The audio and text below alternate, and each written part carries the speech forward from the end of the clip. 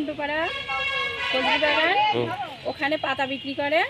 আমরা প্রতিবাদ জানাতে গেলে আমাদের বিরুদ্ধে ওরা বলে বোম মারবো, মার্ডার করব, হুমকি দেয়। ছেলেপেলে বাইরে বেরোলে হুমকি দেবে। আমাদের পাড়াতে চুরি চামারি সমস্ত কিছু হচ্ছে, কিন্তু ওদের বাড়ির 4 জনের লোক 4 জনাই বিক্রি করে। কেউ ঘরে খায়, কেউ পাহারা দেয় রাস্তায় দাঁড়িয়ে। যদি আমরা জানাতে যাই, বাজে ভাষায় গালাগালি করে।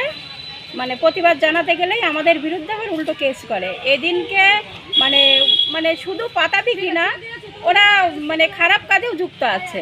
এটা জানাতে গেলে আমাদের ধরো পাড়ায় ছেলে পেলে বউ সবাই একটু অন্য রকম হয়ে যাচ্ছে, কিন্তু জানাতে গেলেই আমাদের হুমকি দেবে।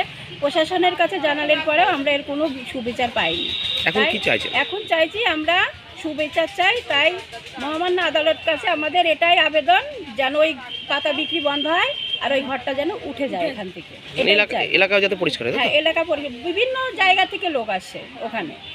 এলাকার পরিবেশ নষ্ট হচ্ছে। পরিবেশ নষ্ট মানে ভাষায় বলা যায় না, এমন অবস্থা হয়ে গেছে ওখানে। কি নাম আপনার? আমার নাম দেবী অধিকারী। বাড়ি কোথায়? ঘুরালিয়া কুন্ডুপাড়া ফজলি বাগান পাশেই।